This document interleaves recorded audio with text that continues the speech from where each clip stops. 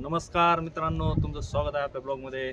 आणि आज आपण या ठिकाणी आलेलो आहोत. तुम्ही पाहू शकता तर सोरटी सोमनाथ हे गुजरातवरील सर्वात पावन धरती असं मानलं जातं.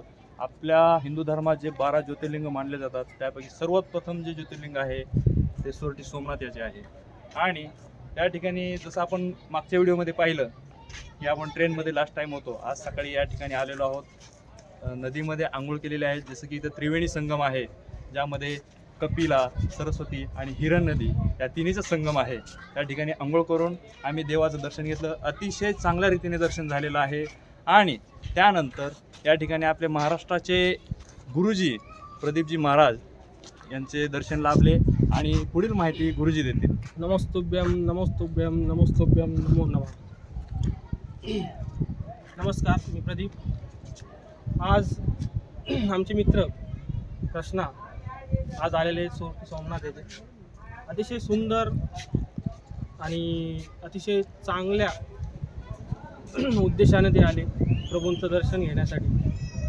12 ज्योतिर्लिंगापैकी एक महत्त्वाचं आणि पहिलं ज्योतिर्लिंग म्हणजे सोरटी सोमनाथ. याचं महात्म्यही तेवढंच आहे.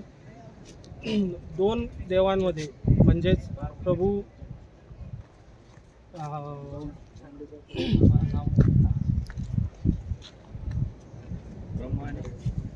ब्रह्माजी आणि विष्णूजी यांच्या दोघांमध्ये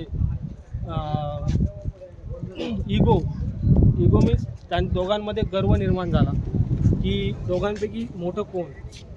त्यानुसार त्यांच्या जे शत्रुता वाढत गेली त्यांच्यात ते मिटवण्यासाठी, ते संपुष्टात आणण्यासाठी श्री महादेव प्रभूंना अवतार घ्यावा लागला किंवा त्यांना अवतरित व्हावं लागलं त्यांच्या दोघांच्या मध्ये. त्यानुसार या शिवलिंगाची निर्मिती झालेली आहे त्या दोघांमधील कटुता नष्ट करण्यासाठी. आणि तसंच त्याचं महात्म्य हे पण आहे की सागराकाठी वसलेले हे सोरटी सोमनाथ तुम्ही बघू शकता. तिथे सागर देवता विराजमान आहेतच. आणि यात अजून एक महत्त्वाची गोष्ट म्हणजे अशी आहे की मंदिराच्या दक्षिण साईडला, दक्षिण बाजूला एक बाण किंवा एक दिशा दाखवणारं एक गोळा उभा केलेला आहे. तो दिसत असेल तुम्हाला. त्यामध्ये तिथे असे दर्शवलेले आहे की इथून दक्षिणेला आपण जसं जसं जाल शेवटपर्यंत तुम्हाला फक्त पाणीच मिळेल. भूमी म्हणजे जमीन कुठेही नाही आहे, पार अंटार्क्टिका खंडापर्यंत.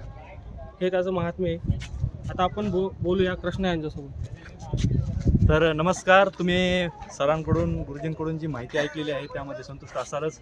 आणि त्यासोबतच आपल्या महाराष्ट्राचे अजून काही सहकारी आपल्यासोबत आलेले आहेत. त्यामध्ये आपले सहकारी संतोष भाऊ आणि कॉम्रेड पानसरे यांनी देखील अतिशय मोलाची भूमिका बजावलेली आहे. तसेच आमचे कॅमेरामॅन आलोक भाऊ सुद्धा आहेत सोबतच. नमस्कार मित्रांनो, नमस्कार. तर आता भेटूयात आपण पुढल्या भागात किंवा पुढल्या तीर्थक्षेत्री. आणि नमस्कार करूया श्री सोरटी सोमनाथ. हर हर महादेव. पार्वती पते शिव हर हर महादेव.